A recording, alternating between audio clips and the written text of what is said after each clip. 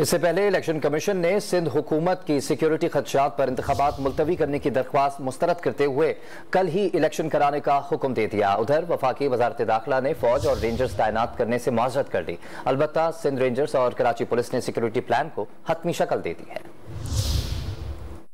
सिंध बल्दियाती इंतखाबात के दूसरे मरहले के इनेकाद में और कोई उज़्र कबूल नहीं।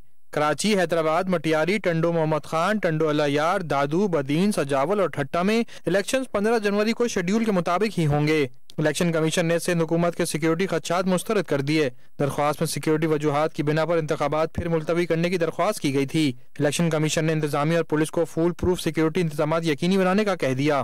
बल्दियाती इंतखाबात 15 जनवरी को एज पर शेड्यूल मुनाकिद होंगे और इंशाअल्लाह फर्दर मैं बताना चाहूँगा कि हमारे तमाम 16 डिस्ट्रिक्ट्स में जो प्रोसेस है वो जारी है। एक तरफ इलेक्शन कमीशन की तमाम तर तैयारियां मुकम्मल हैं तो दूसरी तरफ वफाकी वजारत दाखिला ने कराची और हैदराबाद में बल्दियाती इलेक्शन के लिए फौज और रेंजर्स तैनात करने से माजत कर ली। अलबत्ता इंतहाई हसास पोलिंग स्टेशन के बाहर FC तैनात रहेगी। चीफ सेक्रेटरी सिंध और IG सिंध को जो है वो इशू कर रहे हैं honourable election commission of Pakistan की हिदायत कि वो इस इलेक्शन प्रोसेस को फुल प्रूफ बनाने के लिए हर मुमकिन इकदाम करें। सिंध रेंजर्स ने भी इंतखाबात के मौके पर हिफाजती इकदाम को हतमी शक्ल दे दी।